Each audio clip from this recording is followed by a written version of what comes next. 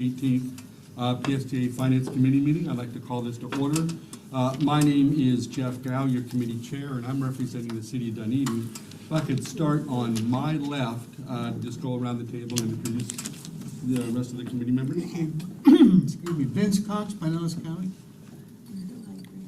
Josh Schulman, St. Petersburg. Brian Scott, Pinellas County Commission. All right, thank you. And we have, on Zoom this morning, look at that handsome man. Dan, could you introduce yourselves to everybody, please? Excuse me. Good morning, Dan Saraki, Mayor of the City of Oldsmar, and Jeff, I'm missing your donut. Fantastic. And with that fabulous introduction, I need to make a motion to allow Mayor Saraki to participate by Zoom. So moved. Is there a second? Second. All those in favor? Aye. Those opposed? And that motion passes unanimously. Fabulous. Okay, we're moving on to public comment. Is there anyone here from the public who would like to speak? You have 3 minutes to address the committee. Jenny, would you like to come up, introduce yourselves? Oh, right away? Okay. Yeah. I thought we go, Jeff. Hi, I'm Jenny Now, Eckhart. does she need to come up front, or is she okay where she is? Okay. I'm Jenny Eckhart. I am a PSTA Access Writer, but this was my first ride today in 3.5 years. I got here on time. All right. Thank you. Yeah, thank you very much. Is that all you Am I, want to am I, say? am I speaking now? Yeah. Yes, if you'd like. Yes, Oh, I ma'am. thought I was just introducing myself. Uh, Okay, I was told that this part would come at the end, but that's fine. Okay, here we go. I have avoided using PSTA Access, formerly known as DART, for 3.5 years. The last time I used the service before today was May 2020. Before that, for about 10 years, I primarily used paratransit to get back and forth to work with the school system. For the last 5 years, I had set calls and still often waited up to an hour and a half for a ride home, at which point I would usually call my 80-year-old mother to come and get me so I could get home. It was very stressful and frustrating to know that many of my work days would end in this manner. The long wait times were especially frustrating since I knew that I still had 2 to 3 hours of paperwork to complete every evening. My job as a speech-language pathologist required me to write therapy notes and do Medicaid billing every day. Paperwork often had to be completed for meetings the next day. I would try to get on the server and complete some of this work while waiting on the curb for my van, but waiting on the curb for an hour and a half is less than ideal. These experiences have left me with anxiety about using the service at all. However, many friends that I have use this service. I hear about long wait times, changed trip pickup times and drop-off times, and trips that take passengers way out of the way of their destination. People on the same access vehicle are not always going in the same direction, as would be the case on a set bus route. You never know if the people you are riding with are even going in the same direction as you. This adds time to get to your destination, which you cannot pre-plan for. It seems like a human should be monitoring if the people on the same vehicle are traveling in the same direction. As far as changing pickup and drop-off times, I have been witness to this happening to friends. Then, PSTA reports that they have a glowing success rate at getting everyone where they're supposed to be on time. Well, everyone can have a glowing success rate if they are allowed to manipulate the data. When I worked for the school system, once a document was created on the server, it needed to be locked. If someone went in afterwards to try to manipulate what was written on the document, it automatically showed amended at the top of the page. I believe that the software for pickup and drop-off times needs to have a lock function after a trip is created, so the times are not easily manipulated to PSTA's advantage. This would give a much truer representation of the actual success rate in terms of wait times. I have been using paratransit in Pinellas County since the mid-'80s. At one point, I was able to visit 5 schools a day on time as part of my job as an assistive technology specialist. That was when human beings played a more active role in dispatching. I can't ever imagine that happening successfully today.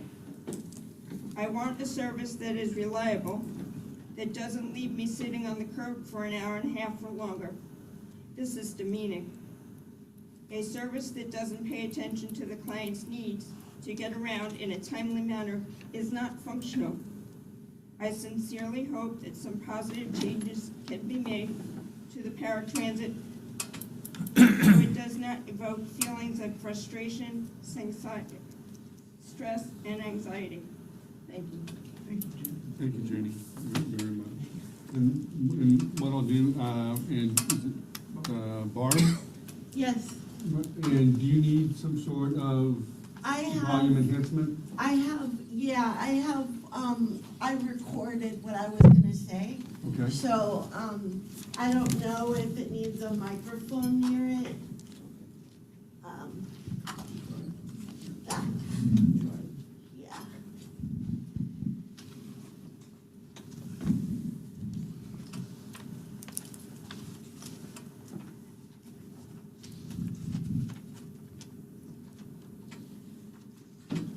It wasn't that long ago that CareRide did the service in dispatching. After having wheelchair transport for many years and having to wait so long for our rides, it was refreshing to have CareRide that got us places on time. It was seldom that they were out of the window. Recently, I got picked up at church. My window was supposed to be 9 to 9:30. We pulled out of the parking lot at 9:36, but instead of going towards my church, we went to pick up somebody else, dropped them off, and I didn't get to church till 20 to 11. I almost missed the whole service. The GPS still doesn't work well after all these years. Every time there's a new driver, the GPS tells them to go a different way and they end up passing my driveway. I have to call the dispatcher and tell them the driver didn't get to the right place. I can always tell because the app keeps saying arriving and they never come. Recently, I had trouble with the form of payment, so when I was on the van, I called the call-taking center. They only leave you on hold for 6 minutes, and then you have to leave a message or get disconnected. How is that okay when you're talking about a current ride? How is that okay at all when you have to schedule a ride? We only have 6 days that we can call in advance now to make rides, when it used to be 30 for all these years. There are less rides given than there used to be. I wish that you would look how much access rides were done for the wheelchair people as opposed to what's done now. It's very limited. Also, they change the time constantly for PSTA's benefit, so they could say they're on time, but it's not, it doesn't matter if we're not on time.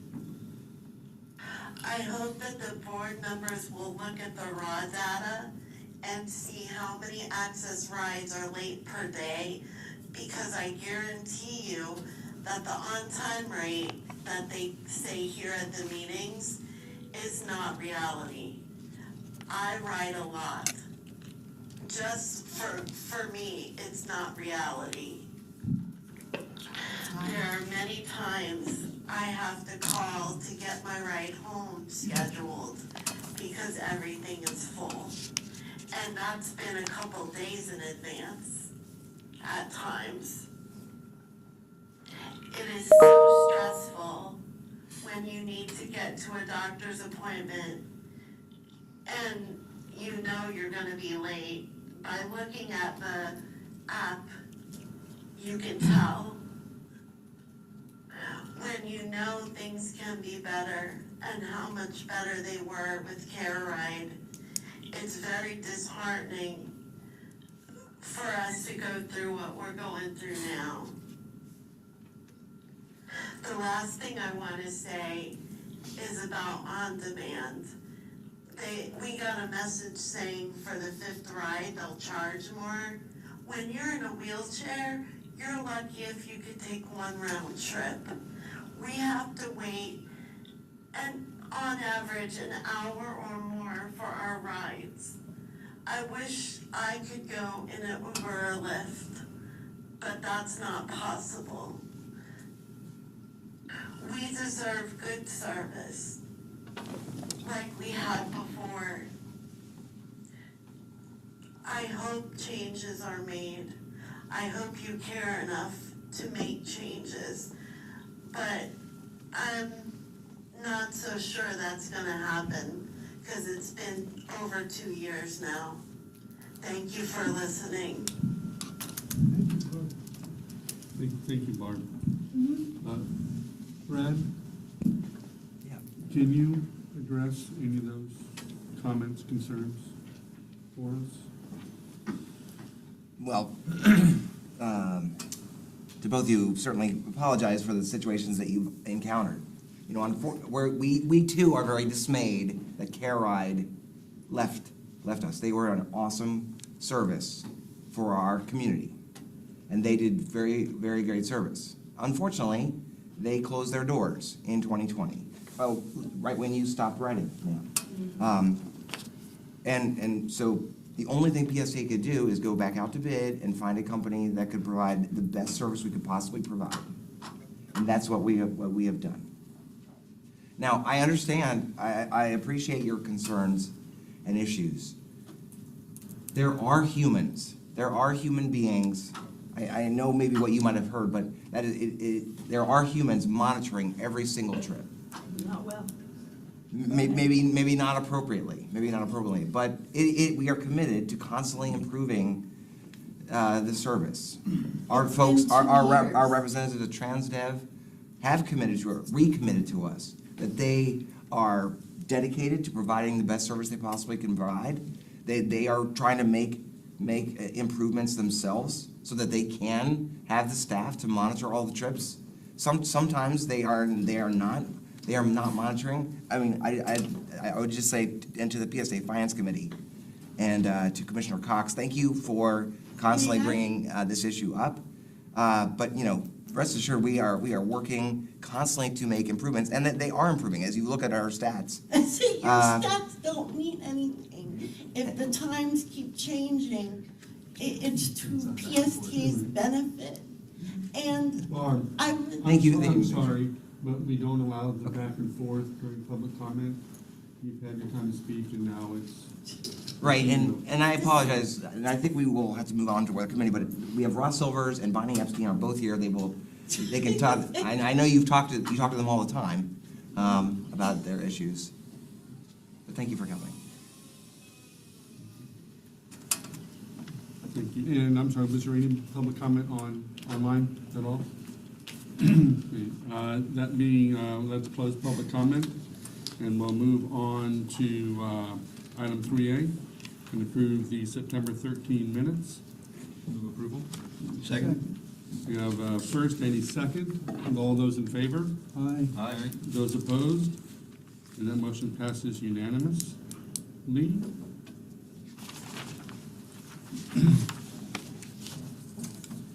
3B, claims adjustments. Diane Randall, Director of Risk Management, will walk us through the two recommended claims settlements. Diane, good morning. Good morning. This morning, I am here for action to approve two claim settlements. The first one with Vincent Ball for $37,500, and the second with Tamara O'Neill for $115,000. For background on the claims, Mr. Ball was getting on the bus when the bus, at the same time, the bus driver started to bring the Neil up, and he fell. As a result of his fall, he began treatment for neck, back, and hip pain. He has had a surgical recommendation, however, he has chosen not to go forward with settlement. With the surgery. His medical expenses are $83,500.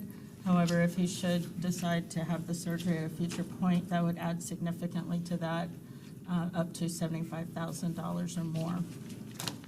The second claim, Tamara O'Neill, she's a wheelchair passenger. The bus driver had to make a hard stop to avoid hitting another vehicle, and she came out of her chair, as a result injuring her neck, and she did have surgery as a result of that accident. Her medical expenses are approximately $169,000. Both of these settlements are within the established claim file reserve, and both claims are litigated, so settling them will end our exposure.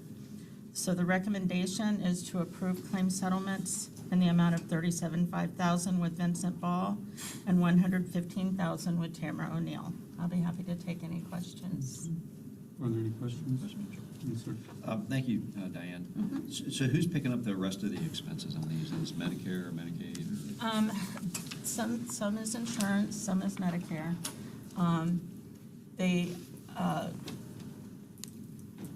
This is the old law, so we Right. can't take the offsets. In our future things Right. from suits that are filed after March 25th, I'll be able to tell you what the exact cost was. This is just what they present to make their claim. Okay. So do we have any concern that there could be any subrogation coming back on us from another insurance carrier to make up the difference? That- Or do you think this is what our expenses are, and give us some money, we'll go away? Yes. Okay. I'd like to say I have no idea what you're talking about. Sounds like a man with little experience. Are there any other? Good morning, Diane. Good morning.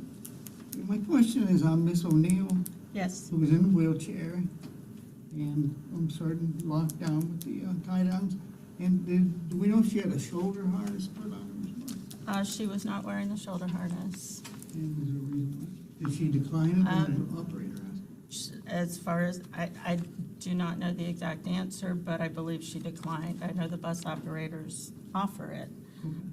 As many decline as accept, quite honestly. Yeah, I mean, I understand, just so it was offered. Yeah. Thank you. That's all.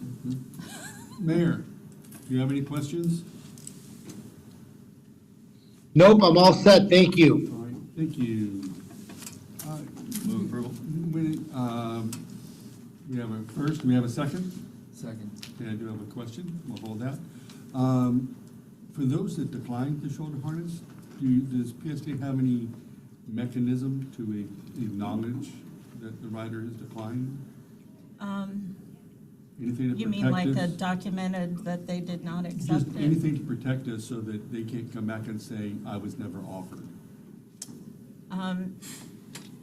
Well, when a claim is presented, when they're hurt and a claim is presented, that is one of the questions that's asked. And we asked that early in the claim with the bus operators. So it's just documented that way. But as far as like putting it in a log or anything like that, no. Oh, we have video, right? We have the video. We have the video. All right, we have a first and we have a second. Those in favor? Aye. Those opposed? Aye. And, and so that passes unanimously.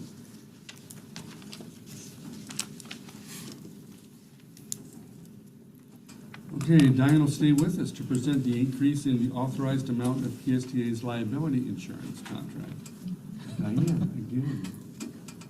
This action item is to approve an additional $325,000 to be added to our existing contract with Risk Management Associates for our insurance renewal policy. Due to changes in the insurance market and inflation, our renewal premium this year was significantly higher than it has ever been. The property coverage increased 84%, and our overall package policy, which is a bundled group of coverages for liability and property, increased 32.5%.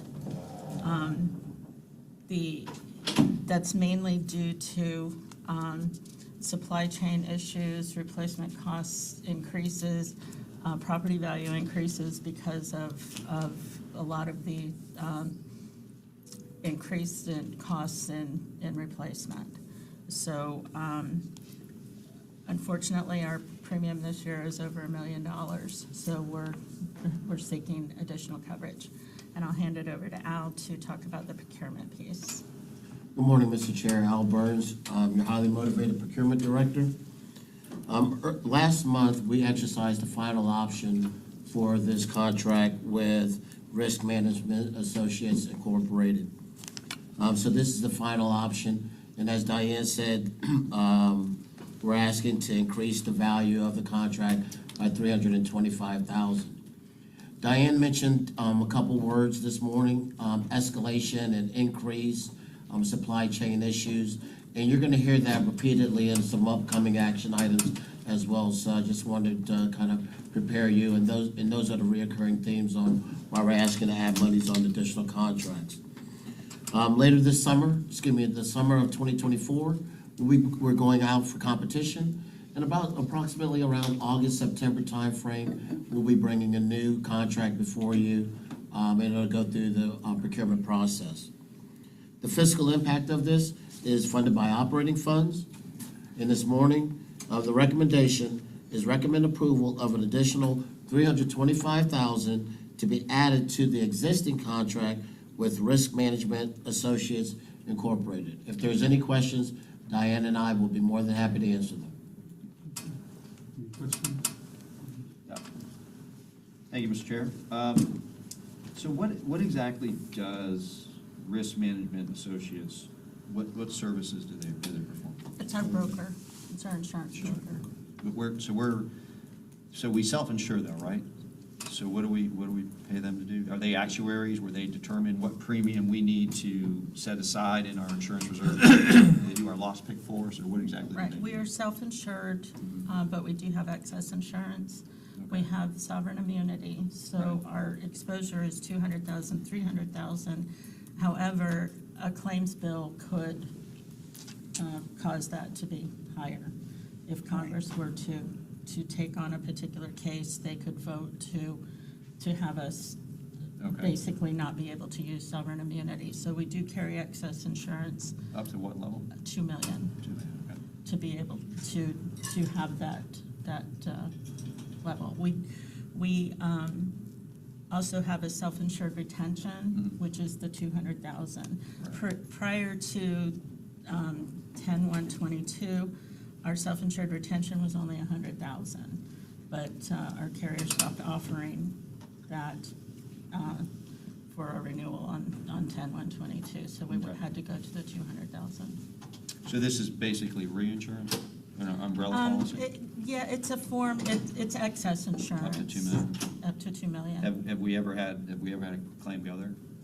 We have not had a claims bill. However, we have had claims that had the potential to become a claims bill. They just chose to settle for the sovereign immunity limit and end. Okay. Who does our actuarial? Who determines our self-insured, our premium for that? Who does that services? We have a risk management actuarial audit done every year. Okay. In fact, I'm putting all together the information for us now. The gentleman that's been doing it for the last 5 or 6 years is Stephen Glicksman. Okay. He does an excellent job and gives us a nice report that provides all the numbers that we need. It's not so much premium that he's looking at, it's claims losses. Right. And the amount paid. So that's for our reserves and what we need to keep Right. on hand for the pay the claims. Okay. How long do we keep our underwriting years open for? I mean, isn't it open until the claims close? Yeah, but I'm not sure I understand what you're asking. Say that again? Well, like, do we still have, was a 4-year statute of limitations, now there's 2. Oh, So yeah. do we have claims open from, I guess, what's the oldest claim that we have Once, open right once they're litigated, the statute of limitation tolls, so Right. they keep going. Our oldest claim right now is from 2015. now? Okay. That one is a litigated claim. And then 2016, 17, and 18, 16 and 17 are all closed, but 18, 19, and forward still have Okay. some open claims. All right. Thank you. You're welcome. Anyone else? Mayor, do you have any questions? No, Mr. Chair, I do not. Thank you. Thank you.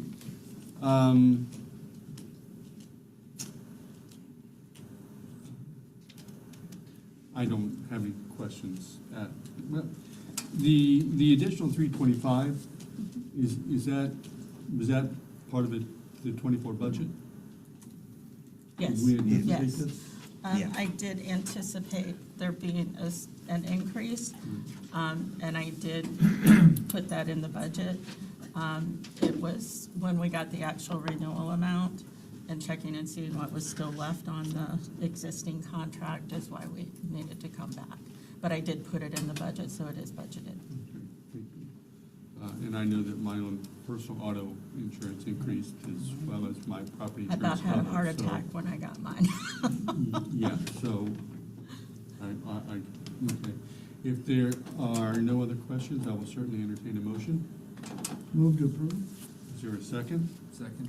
All in favor? Aye. Those opposed? Aye. And that motion passes unanimously. Thank you. Okay, 3D, fire alarm system replacement. Henry, PSTA's Director of Maintenance, will take us through the next few items. This is for a new contract for PSTA's fire alarm system.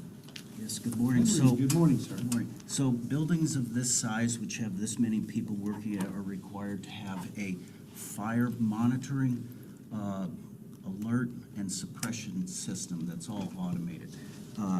The current system is 18 years old, which is how old this entire campus is. And it is a Siemens system, and right now, Siemens has discontinued it. It is obsoleted, and obviously it's in a state of always needing to be repaired, and when a system goes obsoleted, parts are very challenging to find it. Also, it is no longer capable of any additional add-ons or expansions of monitoring activities. So the project basically entails replacement of the 3 main fire monitoring panels, all of the strobes, heat detectors, smoke detectors, interfaces with the sprinkler systems and suppression systems out in maintenance, but also to be expandable to now monitor the electric charging stations which are going in, of which we will need to add what is known as a shunt trip, which is basically a big e-stop button that kills the electricity going to the chargers out there should there ever be an issue. Before Al talks about the procurement, you'll notice that the cost that was bidded out is less than what we're asking for, and the additional amount is for contingency, which is a bit modest, but that really is to deal with any unforeseen conditions that we may encounter once we start taking down the old fire system, and of course, any additional fire codes, which we are familiar with, but we always know when the state fire marshal comes in, there may be some new codes that we may have to address at that time, since this will be a new installation, especially monitoring some new equipment. Turn it over to Al to just give an overview of the procurement. Thank you, Henry. In July, Mr. Chair, Al Burns, Director of Procurement. In July of this year, we released an RFP in accordance with our policies and procedures. We posted the RFP on DemandStar and on our website. On August 9th, we received 3 proposals, one from ADT Commercial, another from VSC Fire and Security, and MCS of Tampa. In your packet, it shows the evaluation criterion that was used. We do, in procurement, we do a couple of checks. We do a responsiveness check, and we do a responsibility check. And responsiveness check goes first. It was determined that the proposals submitted by ADT Commercial and VSC Fire and Security were non-responsive. That's very important. In one instance, VSC Fire and Security, they did not provide some essential documentation back. For example, Buy America. They did not return the Buy America certificate, and this project is federally funded. ADT Commercial, they also did not submit some of the critical items that are needed in order for a company to be held responsive. For example, in our solicitation, there's a thing called Exhibit A that has all the Florida statute and federal requirements in order for a contractor to be deemed responsive or meet our needs. However, even though those 2 were held non-responsive, we still evaluated MCS's proposal. And in your packet, it shows you how those were scored and how they were evaluated. A responsibility check was determined that MCS of Tampa has the capacity to perform the work and therefore is eligible for an award. I will tell you, Mr. Chair, that MCS, I spoke to them as recently as this morning, and they were one of the only, they came to the pre-proposal conference and did a thorough walkthrough of the facility to make sure that their proposal was in accordance of Henry's requirements. The fiscal impact of this is grant funded. In your package, you'll see bullets pertaining to sustainability and diversity, equity, and inclusion. The recommendation that we bring before you this morning is recommend approval of a 1-year contract with 4 1-year options for fire alarm system replacement with MCS of Tampa for a total contract amount not to exceed $155,000. The reason that we're bringing a 5-year contract is the first year is for the installation of the equipment, and then the other 4 years are for the service agreement that we've entered into with the contractor. If there are any questions, Henry and I will be more than happy to answer them. Any questions? Yes, sir. Thank you, Al. So the 155, that's for the total 5 years, that's not per year. Okay. Yes, sir. And then, this may have already been addressed previously, but I'm just curious if, with the addition of the electric buses, do we have to add any additional fire suppression to the facility to add? Because if one of those babies catches on fire, it ain't pretty. No, but what we do, the answer to your question is no, and no, it's not pretty. But in all of our workstations, we do have Class D fire extinguishers at each post, which is sufficient for what we're doing.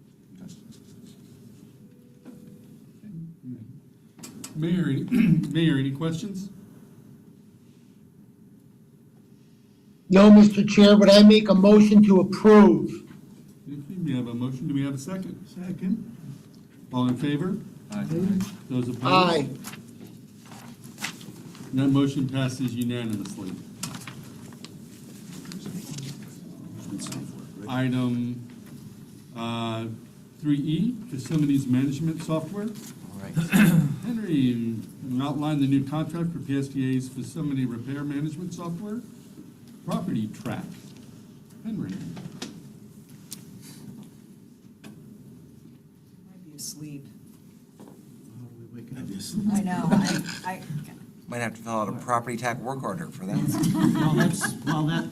Well, that's being worked on. So prior to 2018, the only way you could put a facilities request in for any type of work was by either calling someone on the phone or sending a email to a user group. And when your work order was scheduled, it was done manually on Outlook calendar, and that's how it was. Now, while maintenance does have a management information system, it does wonders to track vehicle maintenance. It did not have what we needed to do facilities maintenance, and it certainly wasn't easy to enter work orders into it because of just, when we talk, buildings and vehicles are completely different. So we needed something better. And what we found is there were a lot of systems which had foundation features that we desired, which were basically around tenant communities or large office parks that had an online dashboard that you could go and enter a maintenance request, especially if you lived in an apartment complex. We called several people because obviously this is transit and wanted to know if they would work with us to kind of augment their system. Many declined, but we did find one company that was very interested, and they were named AirMass, who had a program called Property Track. Now, they worked with us over the year, and we gave them a lot of useful feedback and information, and then through customization, gave us what we needed, and since 2018, that is what we're currently using today. The whole foundation was that facilities and Property Track acted as the centralized work order, service request, metric keeping, notification system. And while this is very confusing, it's basically a flow chart which shows that everybody's kept in the loop. It's also the primary means that we use to communicate with our outside vendors, such as those that service the shelters and pick up the trash across the county. Main dashboard, this is what the facilities coordinators see at a glance. It's always on, and what it is it basically is a breakout of what are we doing this week, priority of requests, because we have low requests to critical, stuff we need to do right now, and what our work order chart is.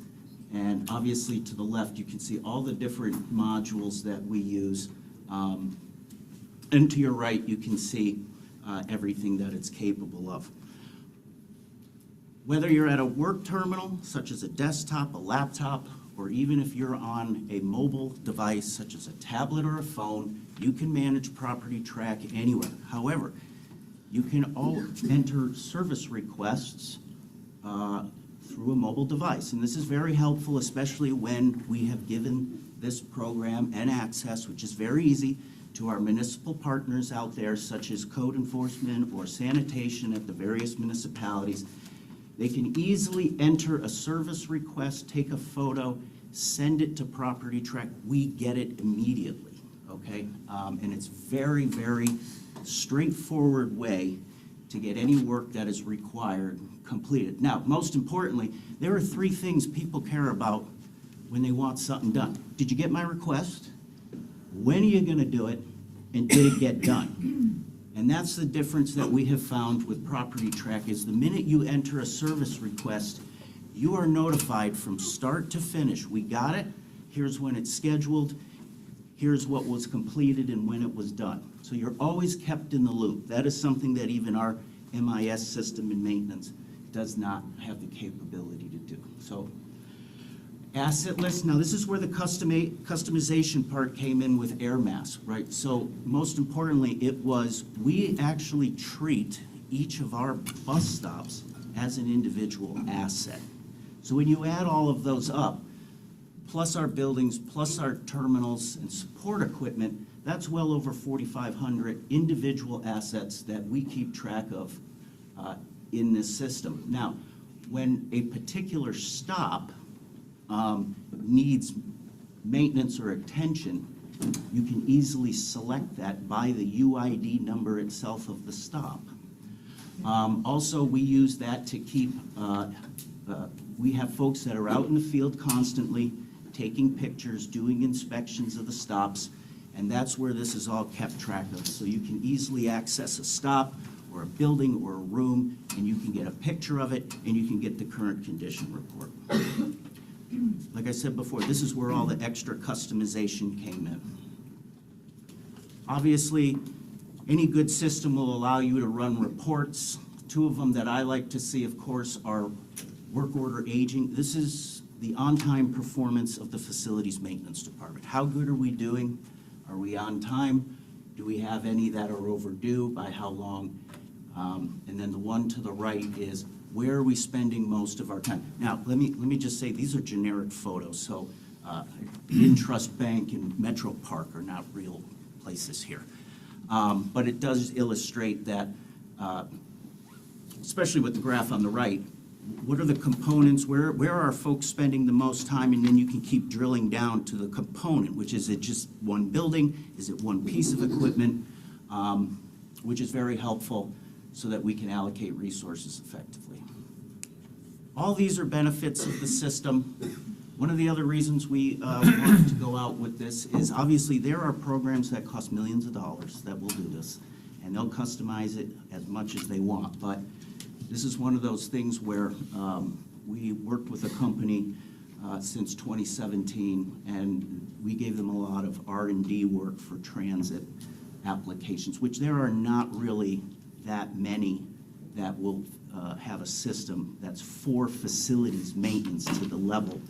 They'll take requests, but it's not really a system that will track work orders and stuff like that.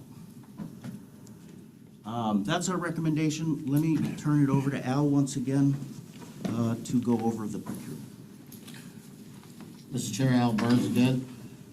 As Henry said, in 2018, we went out, and that's when we initially purchased Property Track.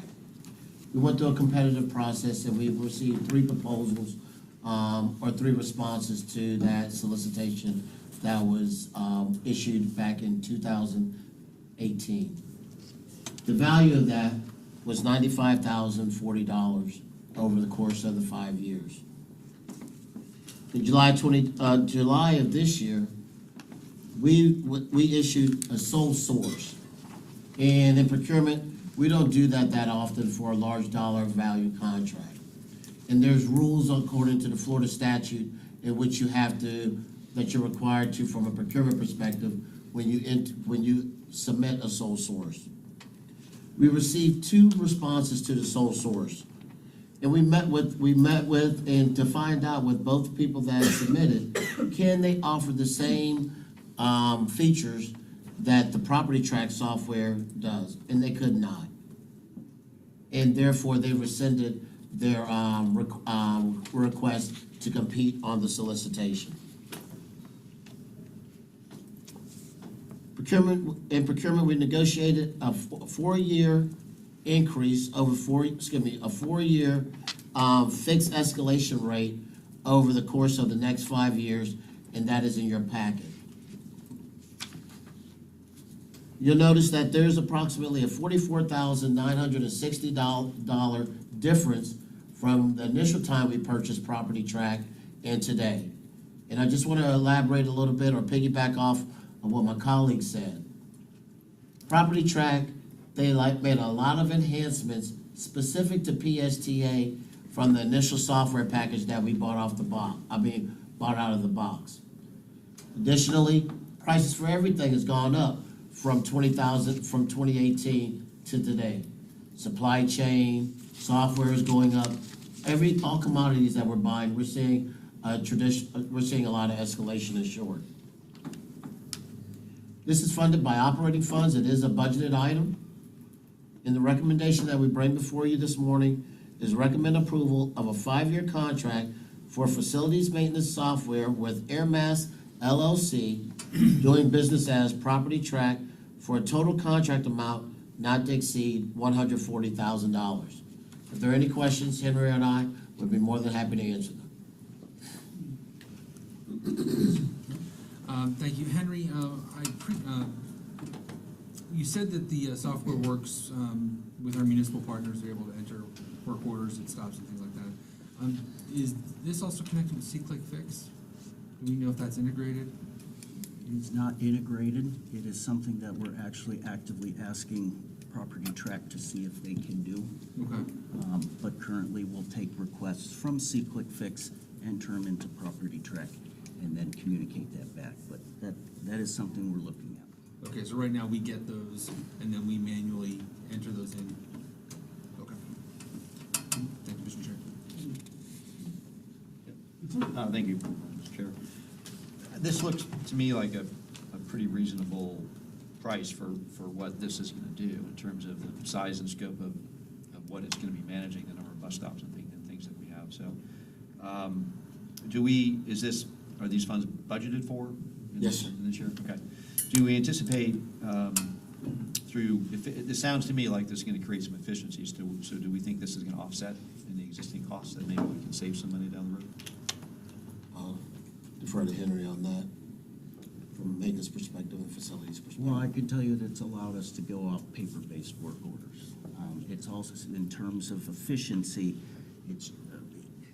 there are way more features than I have time to speak about here at the committee, but I will talk about one thing, which is the efficiency comes from when we hire new facilities techs. Each one of those assets included in there, let's just take, for example, a air chiller, right? You could actually have the repair information in Property Track so that they can access it quickly. When they're doing their routine periodic inspections of the equipment, there are automated checklists that show the technician exactly what they need to check and the procedure of how to actually check it.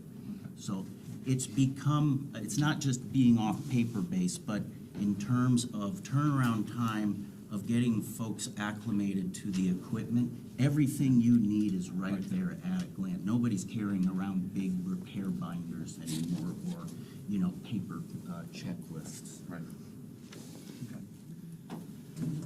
Move approval? Ready? Do I have a second? Second. Ready, I do have some questions, kind of piggybacking off of Commissioner Scott's comments, right? This is something that started in 2018, Yes, sir. right? So the real efficiencies we've already seen in transitioning to this, right? And so the efficiencies we're seeing now are possibly just understanding the system more, seeing what it can do, and things of that nature. So I appreciate his comments and questions, because I think they're on target for what this holds. I just wanted to, because I thought the efficiency was a great question, and I just wanted to. Commissioner Schulman mentioned one more possible great efficiency that we're looking at. There's always one more. There's always, well, that and just what it does for communication as well. Oh, I forgot that. It's just something I do all the time. Maybe I need one of these. Mayor, did you have any questions? You good? I am good. Thank you, Mr. Chair. All right, we have a first and a second. All in favor? Aye. Those opposed? Aye.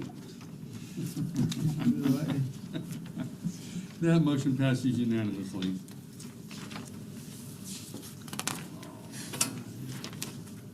Moving along to 3F, uniform rental. Al Burns, PSTA's procurement director, will go over the increase to the authorized amount for PSTA's uniform rental contract. Al? Yes, Mr. Chair, Al Burns again. This is a pretty routine action item. Centos, great partner. They provide all the uniforms for our maintenance technicians, our facilities folks down in the operations portion of the building. They also provide our floor mats that we use here at the facility as well. In 2020, we exercised a contract with Centos, and that was right at the immediate when we were going through the pandemic. And we ordered masks and some PPE for Centos to make sure that all the staff was properly protected that were here at the facility. So that made I would say we spent a lot more with Centos than we originally did, which is the essence was uniforms and mats and rags and things of that nature. So that caused a little uptick in our spend with Centos. We did an analysis on the contract, and we reeled that back in, and we're no longer I think we haven't purchased masks or any PPE from Centos in a number of years. The additional value of the contract is just to get us to the end of the contract life, and I think the contract expires, I think in the middle of next year. I'm just looking here, and I apologize. Yes, the contract ends in August of 2025, and then we'll go back out to bid. And Henry and I, we feel that the $100,000 added to the contract will get us to the end of the contract until we are able to go out for proper bid. We've been doing business with Centos, but we also did a responsibility check, and I can tell you Centos are great partners, and they're not debarred or suspended or anything like that. This is a budgeted and operating. This is an operating budgeted line item in our FY '24 budget. And the recommendation, again, on this routine item is to recommend approval of an additional $100,000 to be added to the existing contract with Centos Corporation for a revised not to exceed amount of $425,000. If there are any questions, I might be more than happy to answer them. All right. Any questions? Yes. Thank you, Mr. Chair. So is this part of, do we have a 5-year contract with Centos? Yes, sir. So is this just part of an annual increase that they have built into the contract, or? Good question, Commissioner Scott.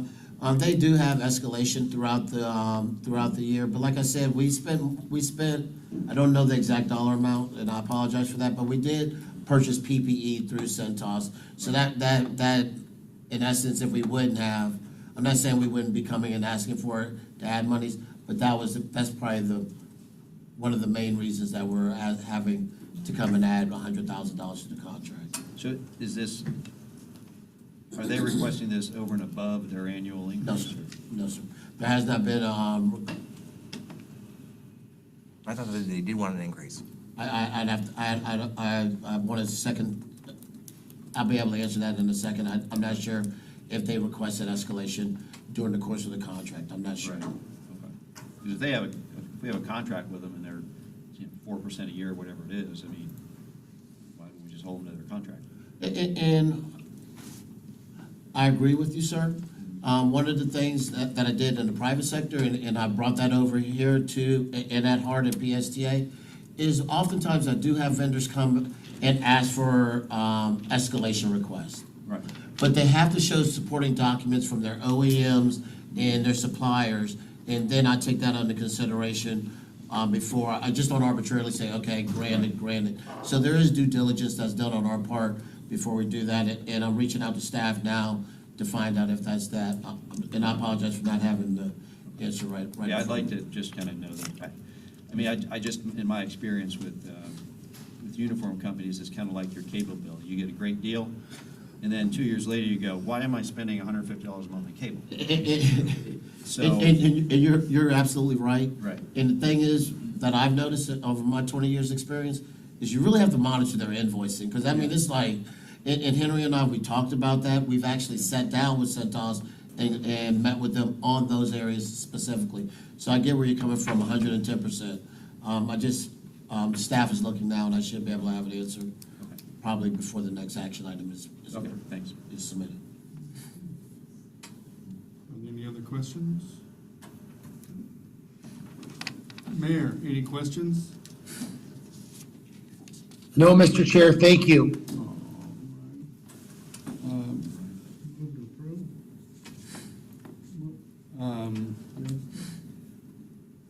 I'm not comfortable voting on it quite. Well, I was wondering if can we, and I don't know the procedure for this, so I apologize, but can we hold off on the vote on this and move ahead and then come back to this? Yeah. They have not asked for escalation under the contract, sir. I just got confirmation from staff. Okay, so this is built into the contract already? Yes, sir. Okay, all right. I'm good. So we got a first, we have a second? I'm sorry, I didn't hear the second. Second. Second. Thank you. Then we do. Okay, all in favor? Aye. Those Aye. Love it. Those opposed? That motion passes unanimously. Good, thank you, Commissioner, because I was a little uncomfortable without that information, so good deal, good deal. Okay, moving along, 3G, Gillig Transmissions. Henry will cover this recommendation to increase the Gillig transmission contract authorization. Henry, it's the Henry and L show this morning. It's been a while. This might actually be the last time I talk about a VoIP transmission. Yeah, I was just thinking, how many of these do we have left?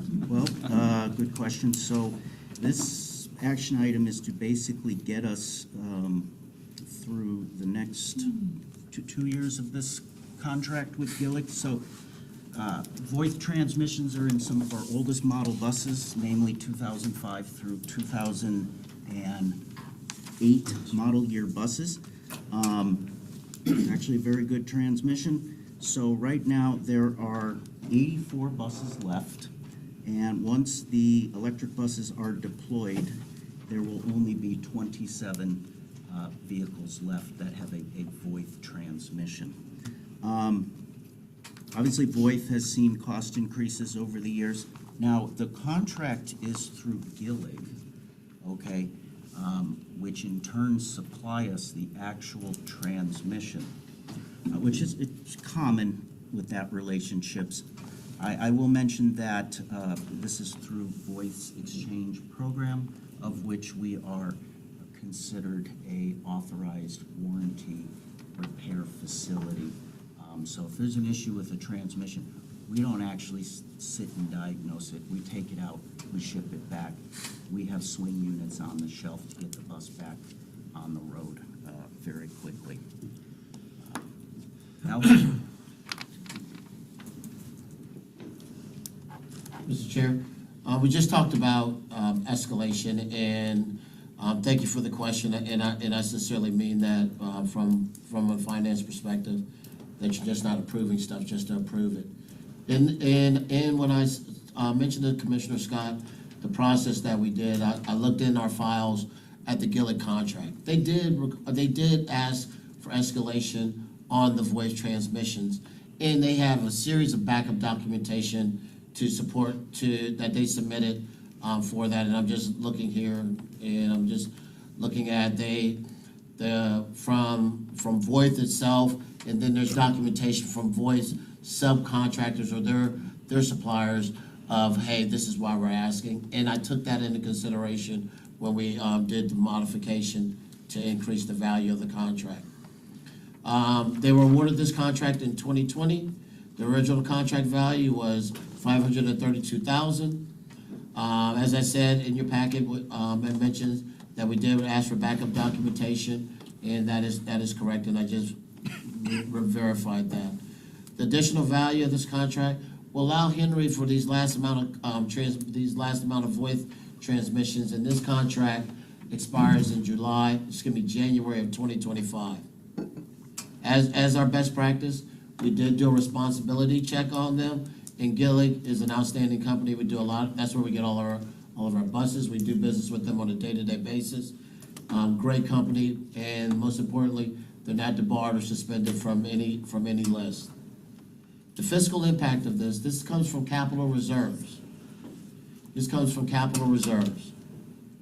The recommendation that we're asking for this morning is recommend approval of an additional $200,000 to be added to the existing contract with Gillig LLC for a revised not to exceed amount of $732,000.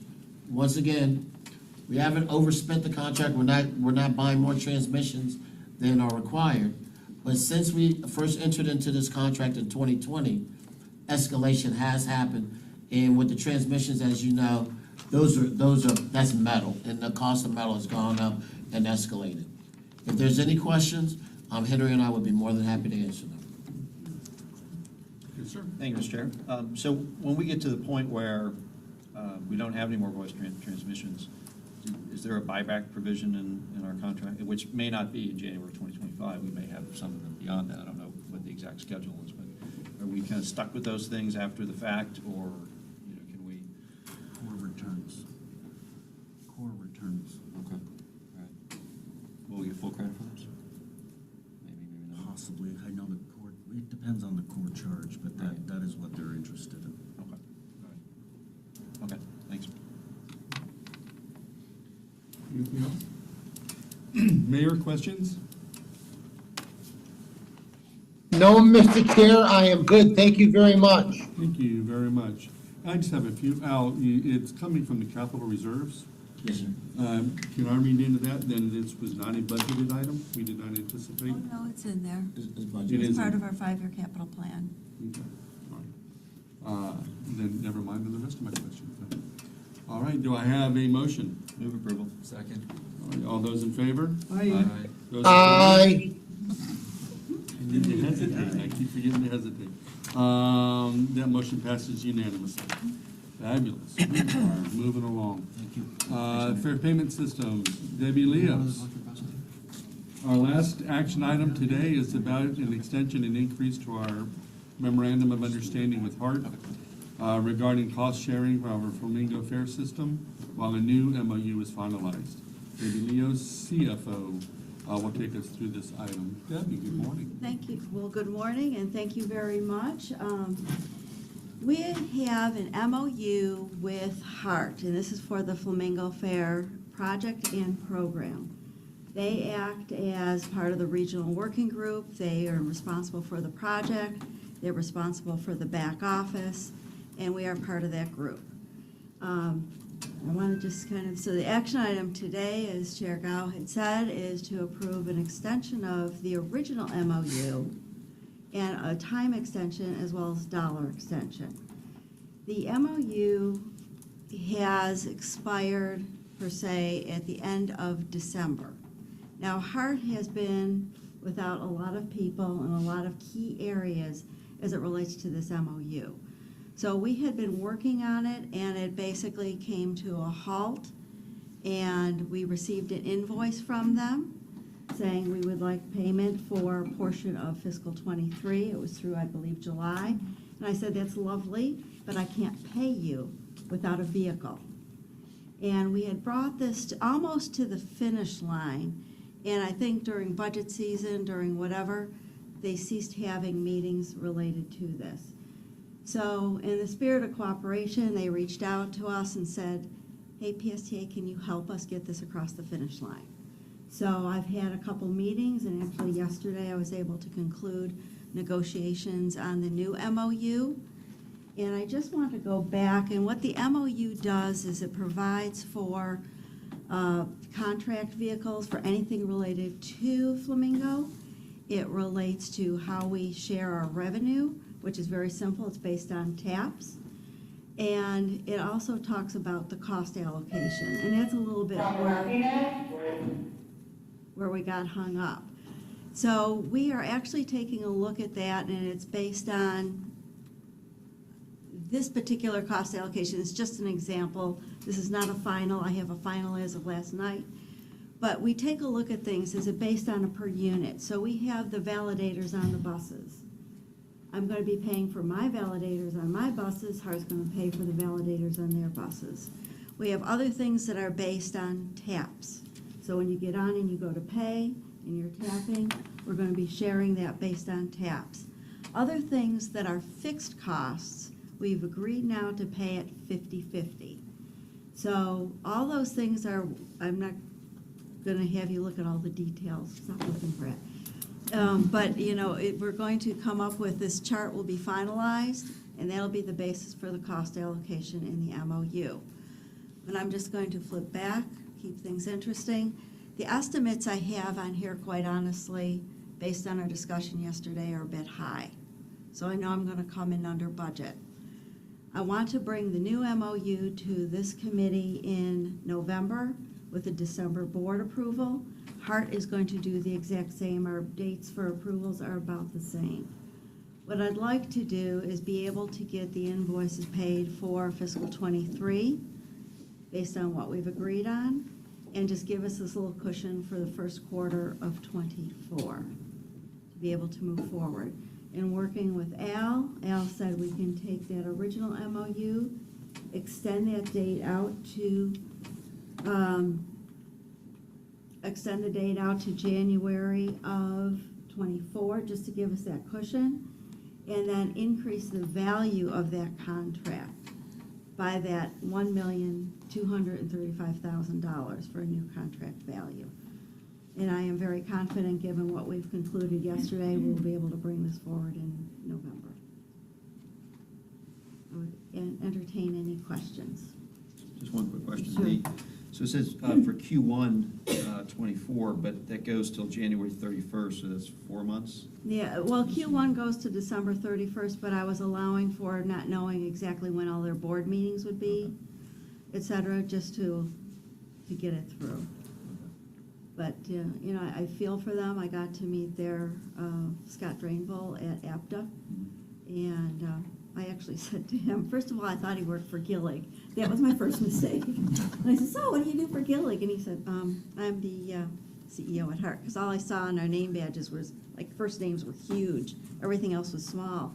And I just looked at him, I said, I feel like I want to give you a hug. I said, I keep telling everybody you're drinking from a fire hose. And I think that's, you know, they're catching up to themselves. They've had so much turnover. You know, clearly they know this is on them, and they've also been, yesterday's meeting, we got through things lightning quick. You know, we just stayed focused, got things done. So they're trying to catch up. Yeah. Any other questions? Debbie, can you just cover some of the things that are in the Flamingo operating costs? Yes. So we have on here on the operating costs, there's a couple key areas. One are, like I said, things that are widget-based, the unit-based items. So we have our validators, our point-of-sale systems, the warranties that relate to that. We have the back office, which is what Hart does. They're accounting people, which they've had a lot of vacancies in that area, who work on the back office piece of it. They take a look at all the revenues, they look at all the reports and say, PSTA, you've earned this much revenue, here's your check. You know, Hart, here's your check, because they actually are working for themselves in that sense. So there's a lot of operating costs. We have merchant services costs, we have voice, the information, the websites, the back office of keeping everybody's information safe with like first data type things. I forgot what the company's called. But we have a lot of those kinds of costs that are in here. Hart has the agreement within it to do any of the improvements on there and all the maintenance of items. That's through something called a master service agreement that they have. I use that also as a basis to capture everything in one spot. What I noticed when we started getting into this is we had an MOU, we had a master service agreement, we had something I'm still not sure what it is, called a UMA. Yes. Still not sure what that is. But I pulled it all together into one spot so that anybody coming in can be focused on the MOU and not worry about everything else that relates to Hart and in it. So those are some of the costs that relate to it. Thank you. Mayor, questions? And so we see this in a general. No, I don't think so. What's the question? No questions? No, I'm good. All right, thank you. I've got some stuff going. I'm sure you do. Move approval? And do I have a second? Second. All those in favor? Aye. Aye. Those opposed? Ayes have it, that motion passes unanimously. All right, and we are on to information items. 2024 Free Day Fair Day. Ms. Leos is now going to give us a presentation on the 2024 Free Fair Days. So this pretty much tells us that the budget cycle never ends. Just we continue to talk about it, which is awesome. So we're going to talk a little bit about the Fair Free Days. As you recall, at the last public hearing and the vote on the budget, Commissioner Latvala brought up, let's take a look on the revenue side, and is there anything we can do in looking at Fair Free Days that if we were to have an elimination, would it provide us with more revenue? Now, we're into fall. It's been crisp the last few mornings. How many people can think about, just picture in your head sitting at the kitchen table, you've got a hot mug of coffee, hot mug of tea, and a big stack of pancakes. So, what do you put on pancakes? syrup, somebody said it, maple syrup. Would you be willing to go to the grocery store? And would you be willing to buy a $16 bottle of maple syrup if it was flavored as peppermint? How many people would be willing to put, okay, how many people would be willing to try it if I gave you a free little bottle of pepper? Okay, Devin's all over it. You will get the maple syrup. That is what happens when we offer things for free, but there's many reasons we offer free days here at PSTA. Devin, congratulations on Oh, you have it. I would not mix that with pumpkin pancakes, by the way. So we offer free days for a lot of reasons. And some of them are to make sure, as we talk about, and I'm just going to go to the next slide, on New Year's Eve, we get people home safely. Earth Day, because we're here to be responsible to our environment, and that's a lot of what public transportation does by moving a lot of people at one time. We have all these days on here. So there's a lot of reasons why we do it, but I also appreciate that whether it's Commissioner Gao, Commissioner Latvala, that we take a look not only at the expense side, but the revenue side. So let's take a look at this list. On the list, we have our estimated cash revenue that would come in if we eliminated that fare free day. There are two items on this list that are not system-wide. The first is Halloween on Central, and that relates to the Sunrunner. And then we also have about halfway down here, I'm too short, but the Blue Jay Spring Training. Those are just in that Dunedin area. Now, I know Commissioner Gao, you've spoken to your commission about this. I know St. Pete is taking a look at this to help make up for those fares. Now, Commissioner Latvala, and he had emailed me yesterday and said, do you mind, because he couldn't be here today, the things that he would like to remain on this list: New Year's Eve, for safety reasons, Martin Luther King Day, and also the St. Pete Pride Day. I took a look at other transit agencies around the country, and what we offer as fare free is very similar to all the other transit agencies out there. General elections, Earth Day, those types of things. Obviously, spring training is specific to our county. So what I wanted to do today is, this is a great, I think, just as an information item, as a discussion point. If we were to eliminate all of the fare-free days, we would improve our bottom line budget by approximately $73,000. So I wanted it open up to you all to see what you might think about this, what your thoughts might be. Okay, so I'm fine with the list as it stands. I don't see any need to make a change. If anything, I think there's opportunities to add more fare-free events. I understand the fact that there is a revenue component. I appreciate your example about the syrup. I think it gives us an opportunity to try to have community members who wouldn't normally try transit to try transit. It reduces the number of cars, it reduces the number of parking spaces, it reduces the amount of traffic, especially on days and at events where we have things going on. So I don't, this was, I'm not trying to be too critical about Commissioner Latvala, who's not here. This was a lashing out at trying to solve a $1.5 million budget hole with a $72,000 Pebble. And it wasn't that this is a serious endeavor that is making a meaningful impact on our budget, whereas it does make a meaningful impact on the community that we're trying to reach. So the next question becomes, well, why did we pick certain days versus other days? And now we're getting into, you know, what's important to one particular group of people versus another group of people. And we're here to serve the entire community, not just portions of it. So I don't see a reason to change any of these. I think it's an interesting exercise to look at. These are estimates because we're just taking system averages for any particular day. Right. And I think it does give us an opportunity to potentially seek funding partners that may want to be supportive of a particular day, and at least have something to talk about. Well, what does that do? But it's I don't think we need to make any changes. And if I may, just so you know, that we've included these fare-free days are currently in the budget. So no decisions have to be made today, but it is, as you said, it's a good discussion time.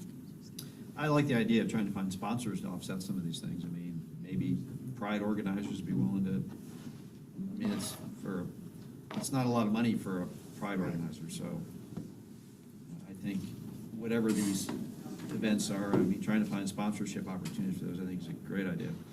Yeah, I think what both of you are bringing up is a diversity of our revenue sources. It's sort of putting things back onto the community that we're serving, and that's something we can certainly look into. Mayor, comments? I'm thinking like Josh. So I've got a couple comments.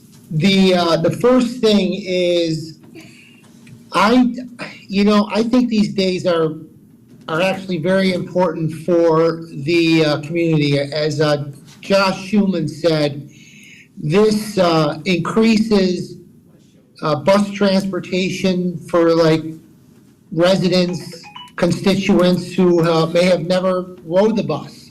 So I've been thinking about this a lot over the last several weeks when we started talking about this, and I really don't feel that we should cancel any of these. I don't think $72,000 is a lot of money considering all the money that we spend for PSTA, so I would like to just keep everything. But I do agree, we should not add any more. Thank you, Mr. Chair. Thank you, Mayor. Yeah, I agree that I want to keep everything on that list. I think that's a good idea. It's great representation of the community. I certainly also echo the comments by the commissioner and by Josh that if we can look for sponsorships, I think that's a great idea. If any of this list moves forward, is it possible to have ridership numbers attached to them? Oh, yeah. Yes, yeah. So that we know, Yeah. so we know the rider impact. Right, the impact from last year, I can only go by last year right now, but was around 156,000 rides. So some of that may include, as we talked about, my Devon's now peppermint maple syrup, is that you sometimes will try things if they're free. So that may get us new riders who are on a longer term basis. That 156,000 is because is how many rides on these free days. Just on the free days, yes. Right. So we don't know we can estimate the impact if we charge a fare on those days, what it would drop to. Yeah. But we'll add that maybe to the monthly report. I can add that for something, when we have a fare-free day for ridership. Sure. It's Ours and keeping track of ridership makes sense, but these things are so hard to calculate when we start really talking about, right? So if we're doing Halloween on Central and we get more riders on that day, but then we gain 10 new riders into the system because they're like, wow, I can really use this for this and that. So how do we count that future revenue and then attribute it back to what was the tipping point for them to start using transit? So it's hard to truly quantify. I mean, same thing when it comes to like the environmental impact. Like, are we talking about like, okay, so what kind of buses? How many pollutants were we adding to the atmosphere, or were we using electric buses for those routes? Yeah, quantifying that is really hard to make it a true sense of what the value is. But I think there is a general consensus when we're hearing it that it makes sense to try to get people on the bus more and not less. So. And I don't know if there is, but is there any promotion marketing material for those days for those who are riding it to try to help with that encouragement? Or is this an opportunity lost as far as promotion? No, we've been, like promoting Halloween on Central has gone out and. Yeah. That actually, if I may, that's an interesting point. So on, like a Halloween on Central, it's just the first one on the list, you know, do we have some of our outreach folks riding the bus, you know, talking to riders, here's how to use the app, here's how to check your routes, here's how to use the transit app and find out, like, how did you get to the Halloween on Central bus, right? Because I know when I've had meetings in neighborhoods and communities, especially in St. Pete, a lot of folks are still driving to the bus, to the line that they want, as opposed to figuring out how to connect from where they are to the bus that they actually want. And so that might, if we're talking about training riders and capturing riders where they, or new riders, that might be an interesting opportunity to do that. Yes, thank you, and I believe, like, we've got volunteers that are also working that day. In addition, we've got a lot of volunteer opportunities at PSTA, in addition to the outreach team. And I know, at least for me, during the budget process, and maybe we all were, I don't know, kind of taken back, we weren't aware of the list. And that could be on me, so I'm not pointing fingers. But I'm wondering if, I know that these conversations may continue and go on throughout the year, but if, it could also be somewhere included in the budget process. So at least the board is reminded once a year, hey, you know, just as there, because I just don't like to be surprised, and I was surprised, and again, it might have been on me. I take responsibility as well, but just, I think some of the board members were, and so it's just like, so that'd be great. I guess there's no motion to be made, this is information only. So thank you very much. Okay, we've got a little bit of time left. PSTA's Access and Mobility on Demand costs, 4B. In response to PSTA's board's request, Bonnie Epstein, Director of Mobility, is here to present about the cost savings. Yeah. PSTA Mobility on Demand program. Bonnie, good morning. Mr. Chair, Yes. Bonnie, just a quick second. Just to sort of introduce Bonnie, and it's reflective that we have some citizens and the discussion we had before.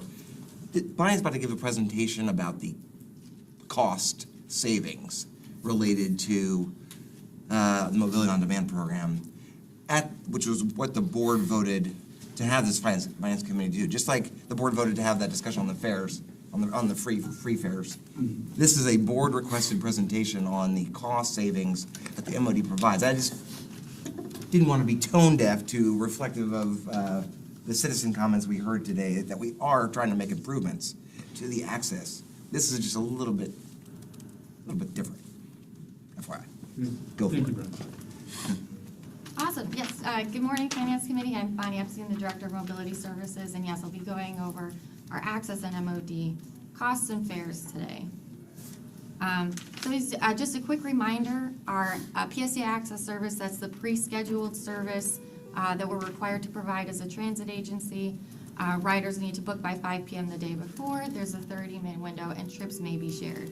Riders that qualify for access can also opt into our Mobility on Demand program, or riders just call in or use the PSTA Access app to take trips on demand. So last month, when at our committee meetings and public hearings, a couple months before that, PSTA staff had made a recommendation to change the fare structure for that MOD service, not PSTA Access. The recommended fare structure was for in one day for the MOD service per customer to have the first 2 trips remain at $3.50. That's the current copay we have been charging. The third and fourth trip of the day be $6 per day, and then the 5th trip and beyond be a $10 copay and for the customer. We heard from riders as well as board members that this would put a burden on customers who need to take a lot of MOD trips in the day. They go to work, they have responsibilities after work, need to do shopping. So PSTA staff revised our recommendation to have the first 4 trips in a day on the MOD service remain at $3.50, and the 5th trip and beyond to be $6. The board approved that, and we put that into effect on October 1st of this month. So that's our current fare structure that we have in place today. We did hear at the board meeting that Commissioner Cox made a recommendation to raise the copay for the MOD service to $450, so that it's the same as the PSTA access service. So while I agree we would see additional revenue from the copay, I'm going to go through why I think it's important that we continue to provide current and new MOD customers the incentive to choose the MOD service. Not just because we think it's a great service and provides increased mobility for our riders, but also because it saves PSTA money every time paratransit customers choose to take their ride on MOD as opposed to the PSTA access service. So I just want to show a little bit of history first on the PSTA access and MOD services. So back in 2019, we did have an equal fare between the MOD and access service. Many riders were just getting introduced to MOD, but they were hesitant to try the service. We saw many more trips on the PSTA access service as opposed to MOD. Throughout the pandemic, we did see ridership begin to shift over to the MOD service, but it was really in July of 2021 where we introduced fares. We reintroduced fares to both services after being free for COVID, but the MOD fare came back at $3.50. Access remained $4.50. And that's when we started to see a bigger shift in rides moving from PSTA access to MOD. And today, this, coming from the summer, July of 2023, we see more rides on the PSTA MOD service as opposed to PSTA access. And I want to point out that this is a good thing financially because the orange bar, MOD, the cost per trip on that service to us is a little over $16, where the cost per trip on the pre-scheduled PSTA access paratransit service is over $51 per trip. So I just wanted to show, give a quick overview of how much more PSTA would need to spend on our paratransit services without the MOD program, really showing July 2023 as a snapshot. So how much more would we need to spend if we didn't have the MOD service and all of the rides that we're currently seeing were done on the PSTA access service? So I've put the cost per trip for each of the providers on PSTA access up here. I want to point out that the cost per trip that we see for Transdev is their variable cost per trip. This is not including the monthly fixed cost that we pay to the Transdev provider for their service. So that cost per trip we see over $37 per trip. Their subcontractor user, $22.40, and our contracted rate per trip with Bay Area Metro is $21. So that's variables for the access service for July of 2023. For MOD, we saw a little over 20,000 trips done in July, and the cost for that service was $322,000. So again, when we're looking at how much would it cost to have those 20,000 trips move from MOD over to access, I took a look at a few different things. One thing I took into account was if we moved those trips from MOD to access, riders wouldn't have the ability to make trips on demand, and therefore I think we'd see a service reduction. I assumed an aggressive 15% reduction in trips, so going from that 20,000 number to just over 17,000 trips, again, for this snapshot of the month of July.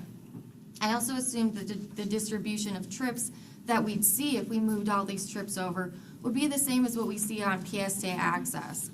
Now I know my first thought was we would just move all the rides that we see on the ambulatory rides that we see on MOD over to the ambulatory providers. However, the contracts that we have with Userv, sub to Transdev and Bay Area Metro may not allow us to give a lot more volume, whereas with Transdev, we have more flexibility. They're a dedicated provider.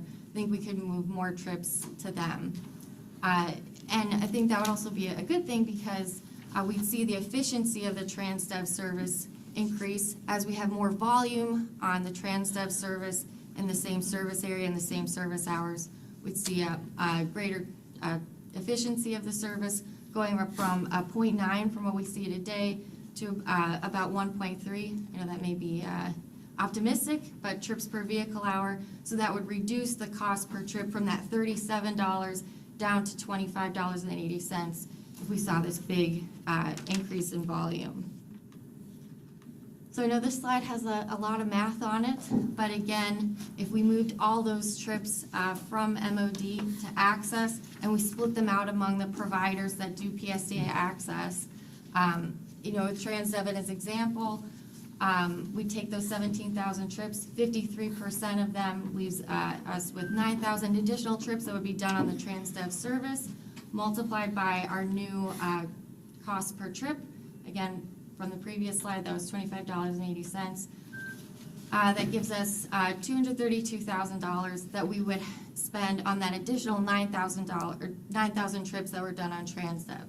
So I did the same calculation with USERV and Bay Area Metro, added up the totals. So to do that smaller number of trips, the 17,000 trips that we would potentially see done in July moving from MOD to Access would cost PSTA above $400,000. Now to calculate the savings, I took that $400,000 and subtracted out what we actually spent. Again, from the previous slide, the $322,000. So that leaves us with a savings of $83,000 for that snapshot month of July of 2023. Now, if all these rides were done on the PSTA Access service, we would get that additional $1 in copay. So I subtracted out the additional $1 in copay, leaving us with a net monthly savings of $66,000. Or if we were looking at that snapshot month annually, multiplied by 12, we'd see a savings of just over $800,000. So really, by offering this innovative service, we're not only able to provide additional trips. Again, this savings is looking at when we had the reduction in trips, but we're able to do it at a much lower cost. So again, I think it's really important to continue to incentivize our current and new riders to choose MOD and keep that reduced copay. I know this was a lot of math and a lot of information, but I'm happy to answer any questions. Thank you, Bonnie.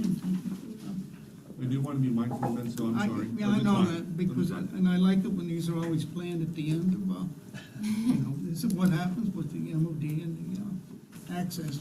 It's constantly at the end of meetings and then it gets cut off. And, that being said, why haven't we done this 2 years ago? Why haven't we?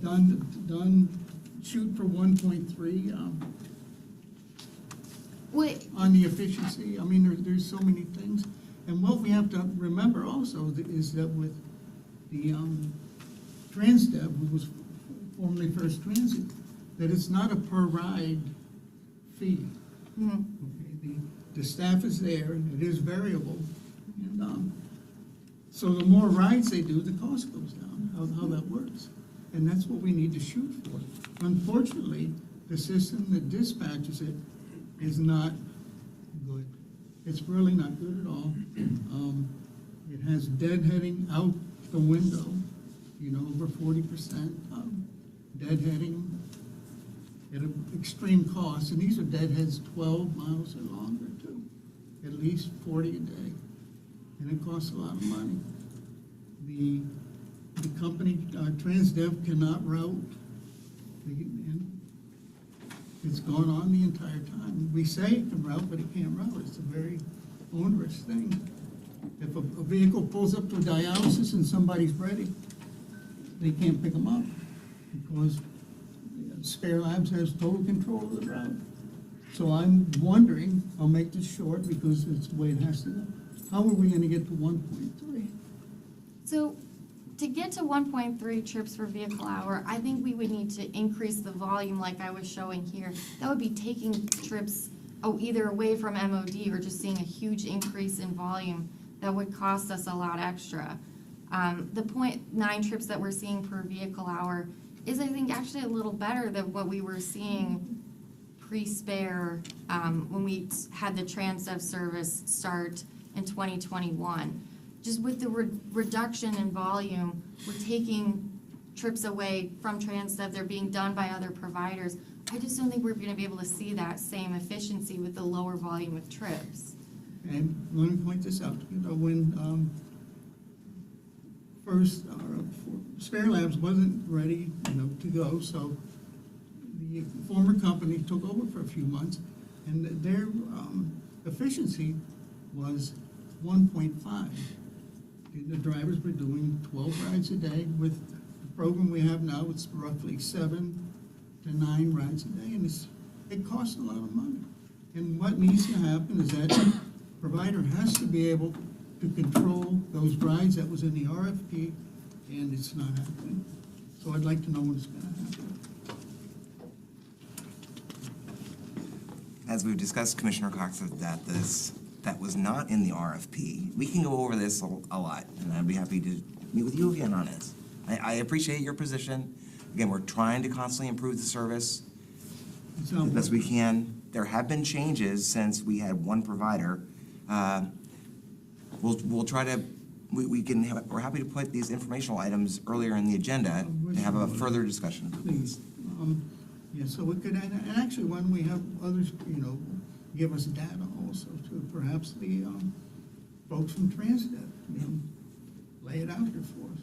But it's very, very costly, and it's not efficient, as we heard here, and we hear from others too.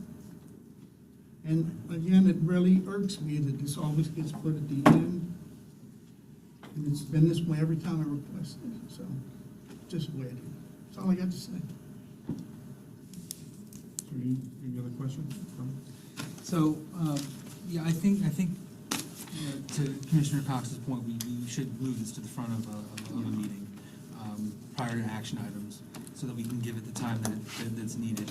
I know from my standpoint, I'm pretty good at math, and just the way this is presented is making my brain hurt. Yeah, it's a lot of. So I need some more time to kind of go through what this really means. But I think one of the other big questions, and there's some extra information that might be needed, is the price differential the deciding factor for the consumer, right? So we've heard some things about customer satisfaction, and so, are there other triggers that are causing the choice between access and the MOD? So I'd like to also kind of, just like we were talking about with the free days, right? It's not just the one thing. Mm-hmm. There's other things that are going on in that world, and so to make a more complete, or have a more complete understanding, it would be helpful to understand how the different components of these different services work together, not just necessarily cost or revenue, savings, expenses. Yeah. Because it's the finance committee, not the feel-good committee, but sometimes finance likes to feel good. Yeah, I mean, the two different services, riders hail them in a very similar way. To get both services, they go through the same eligibility process. They hear about how PSTA Access works, how Mobility on Demand works. Once they become eligible, they can use both services. It's the same phone tree. They're talking to the same people on the phone to book the trips. The PSTA Access app works just about the same way.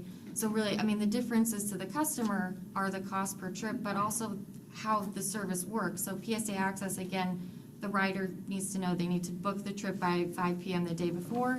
There's a 30-minute window. The trip may or may not be shared. When they book with MOD, they just call or use the Access app when they're ready, and they'll get a provider, as soon as one is available. So have we surveyed riders on both services to see why they're choosing that service over another? I don't think that's been a survey question. We certainly have surveyed the riders about customer satisfaction. I think at first my opinion, I think at first that cost does come into it. The customers are hearing about both services. They're not sure really what they're gonna like more. So knowing that one is cheaper than the other, I think that leads them to give that service a try first.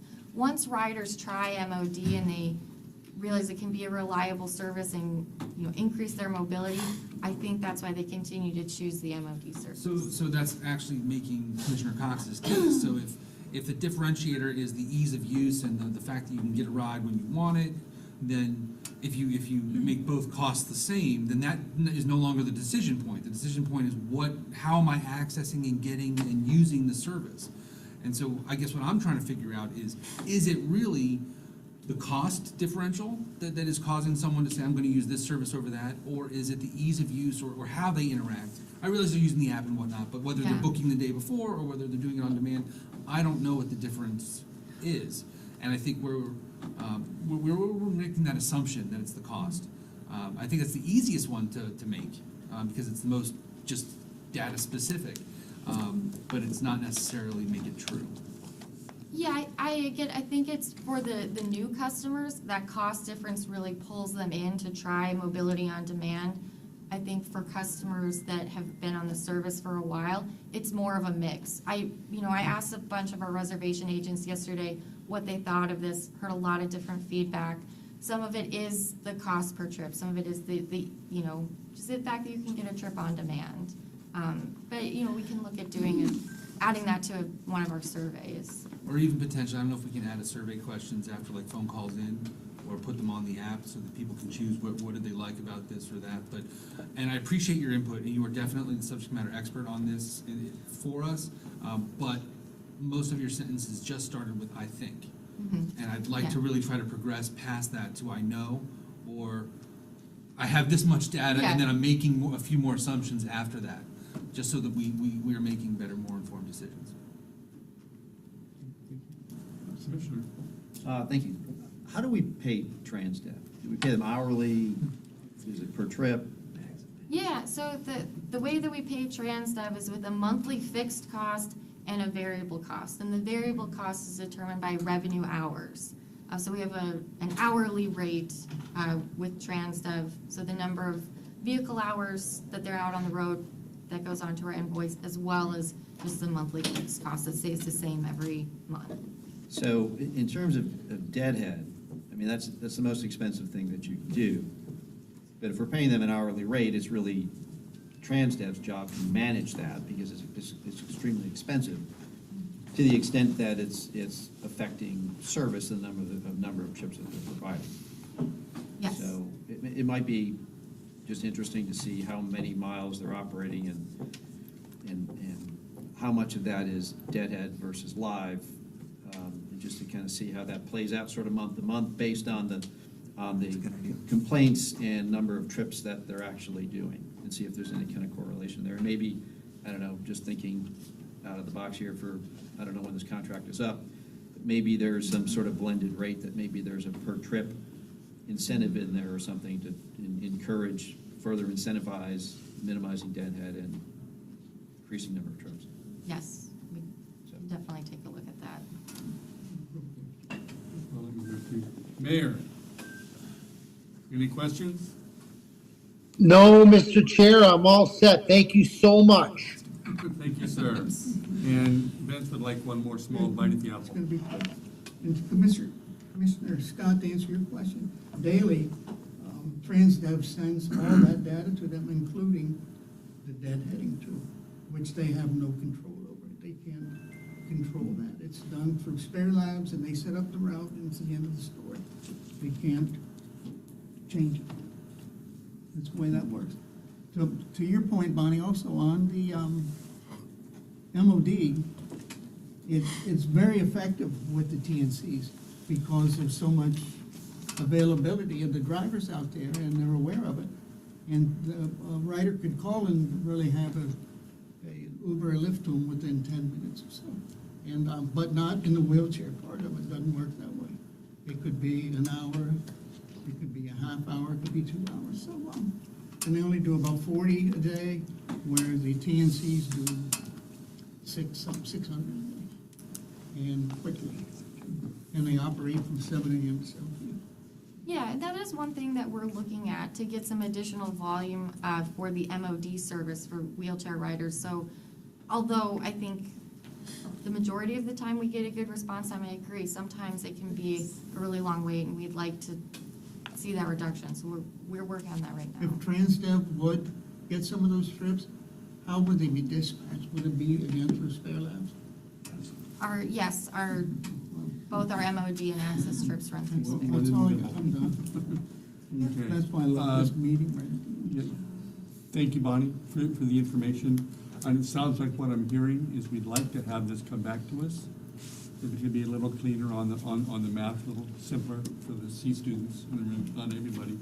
And so some of those answers to the questions that were asked, we certainly would appreciate it. And also if it can be pushed up a little higher in the agenda so we have some time to discuss it, that'd be great. But thank you very much.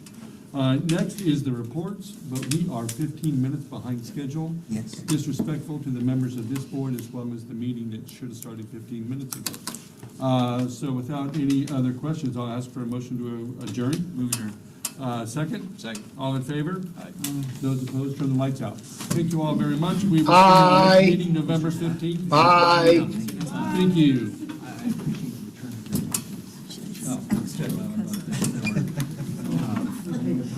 As well. Learning something about how people work. I appreciate that. Well, my I think pleasure. that's- I got my